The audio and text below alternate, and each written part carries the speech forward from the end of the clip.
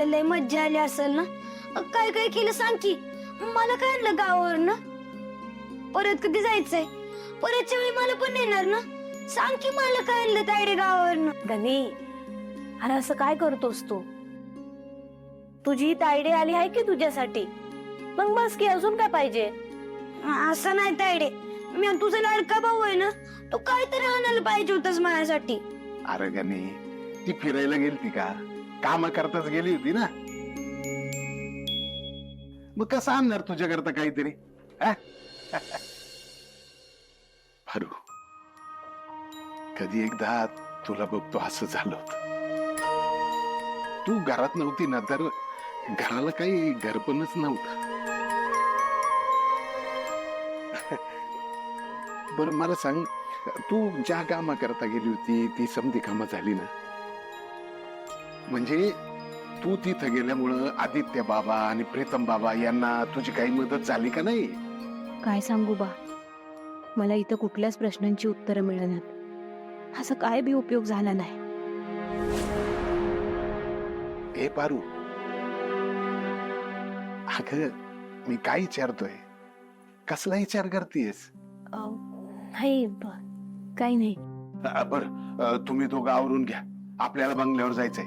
आज प्रीतम बाबा आणि दिशा मॅडम यांची हळद आहे. हा, तुम्ही घ्या दोघं आवरून, मी आलोच. हा.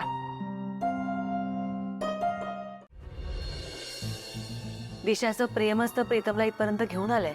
इतकं प्रेम करणाऱ्या मुलीसोबत तुझं लग्न होतंय प्रीतम, नशीबवान आहे. हे घे, हे आजचे तुझे हळदीचे कपडे.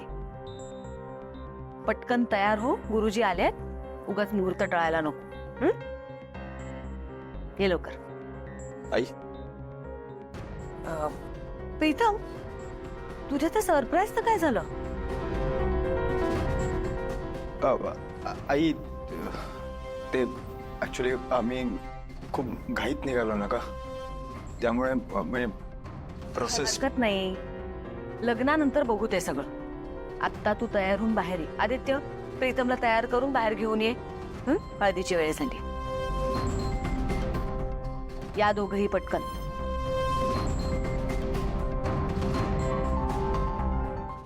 देवा, आजपर्यंत मला जे जे हवं होतं सगळं दिलंस तू मला,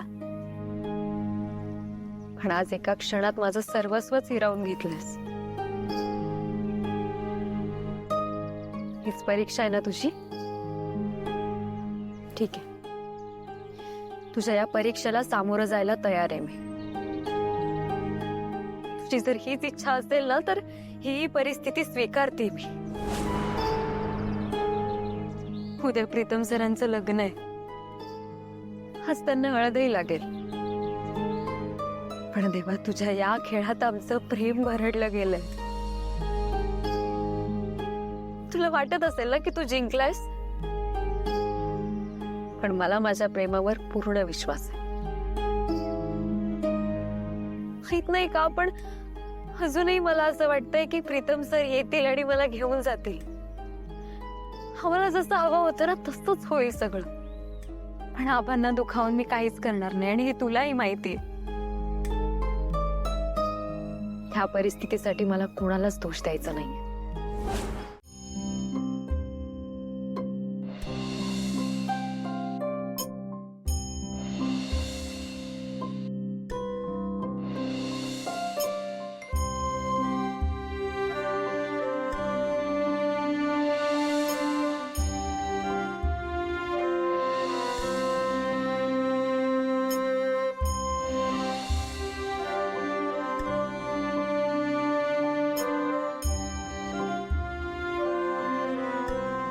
प्रिया, हे घे दूध पिऊन घ्या.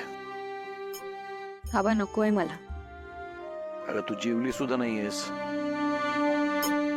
आबा तुम्ही जेवला नाहीये. प्रिया, आता या क्षणाला तुला तुझ्या आयुष्यातला सगळ्यात वाईट माणूस मीच वाटत असेल ना? माझ्यामुळे तुला खूप त्रास झाला, पण आता तुझी ही अवस्था बघून मला जास्त त्रास होतोय. आज मी जे काही वागलोय ते चुकीचं वागलोय असं तुला वाटत असेल,